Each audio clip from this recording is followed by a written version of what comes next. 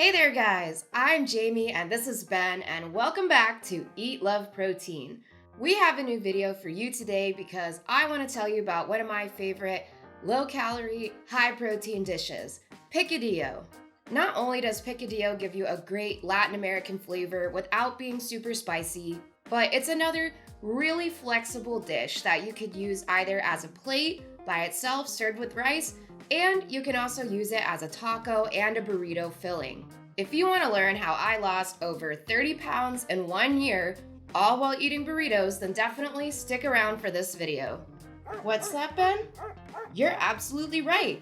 Ben wants you to know that if it's your first time here, definitely make sure that you subscribe to the channel so that you don't miss any of our future easy breezy beautiful recipes. Also, make sure that you drop a like on this video because it will really help me and Ben with the YouTube algorithm. So I came into today's video expecting to introduce picadillo to you as a Cuban dish, but it turns out that that's not the whole story. Like most good food, the origins of picadillo are unclear, and for this dish, versions of it can be found all over Latin America, everywhere including Costa Rica, the Dominican Republic, Mexico, and Puerto Rico, where it even has its own theme song written by Tito Puente.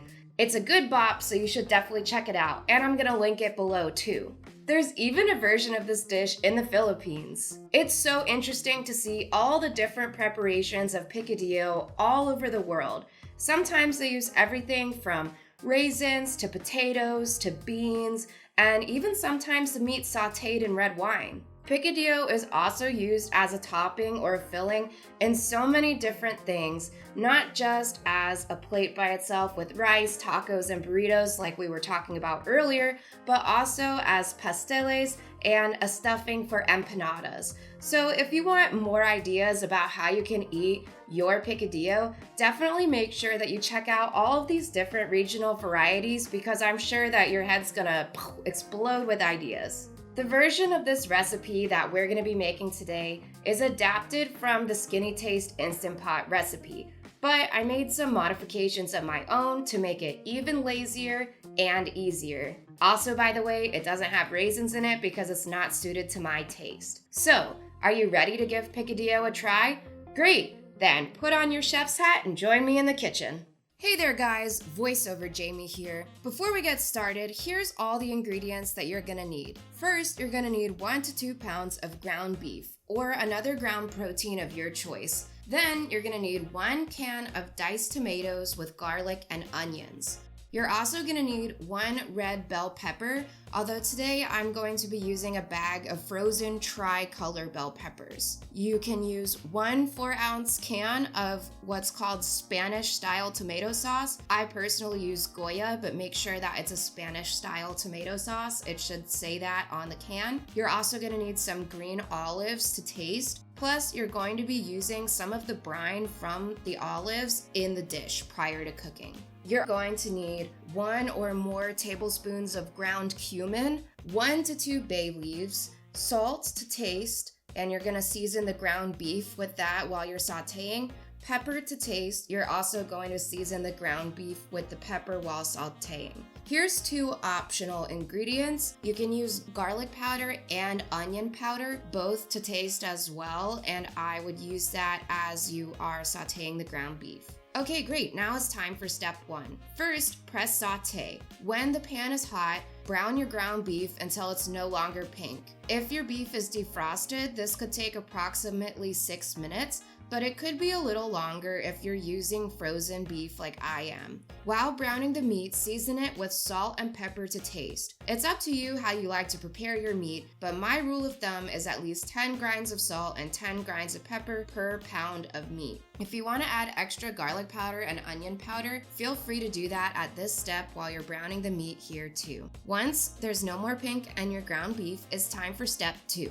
Step 2 is, while keeping the pan warm, like don't turn off saute yet, add your can of diced tomatoes with garlic and onions, plus your bell pepper, plus your cumin. Mix this together and saute for 1 to 2 minutes. Once that's done, it's time for step 3. On step 3, you're gonna press cancel to end the saute. Then you're gonna add your remaining ingredients, which are the Spanish style tomato sauce. You're gonna use the whole can if it's like a 4-ounce can. Olives, olive brine, that's the juice from the can, so you can just add a little splish of that in there, or like 2 tablespoons or something, and your bay leaves.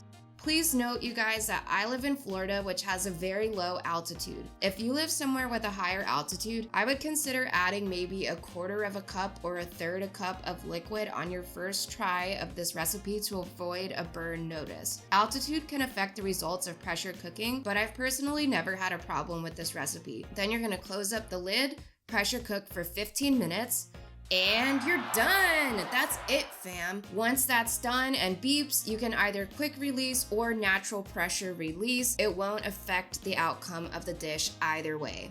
Thank you so much for watching this far.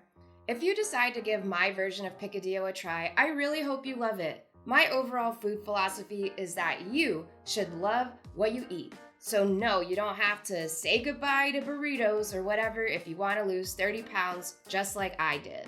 You can lose weight, build muscle, and live what people consider a healthy lifestyle, all without cutting out key macronutrient groups from your diet, without cutting out carbohydrates, fats, or proteins, and without cutting out foods that you love, or going out to eat, or partying, or going on vacation, or whatever it is that you want to do. You've just got to be smart about it. So if you want to come on this journey with me to lose weight, build muscle, and love your food, then definitely make sure to subscribe and hit that notification bell so that you don't miss any of our future easy, healthy recipes just like this one. And by the way, if you want to get a weekly email with these recipes, you can definitely go to eatloveprotein.com.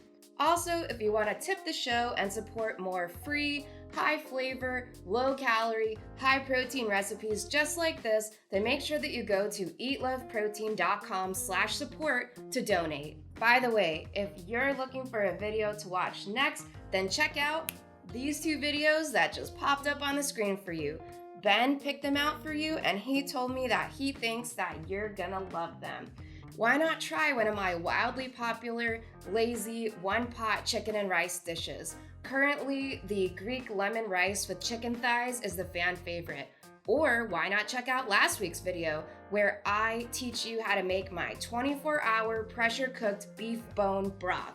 You can use that to prepare your side of rice for this picadillo dish. Thank you so much again for watching today's video. Me and Ben really appreciate it, and we'll see you next Monday. Goodbye for now.